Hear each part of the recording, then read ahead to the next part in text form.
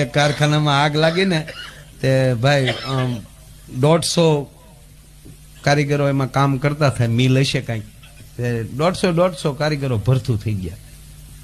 TV में news media हुआ, कैसे लगी आग अभी तक पता नहीं, 150 में से कोई बाहर नहीं निकल पाया.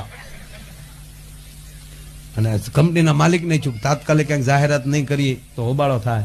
એટલે કંપનીના માલિકે, નમસ્કાર મિત્રો, મારી ફેક્ટરી હતી અને એ બધા મજૂરો નહોતા, મારા ભાડું હતા, મારા પરિવાર હતા, હું 20-20 લાખ રૂપિયા એ બધાના પરિવારને હું ચોક્કસ આપીશ.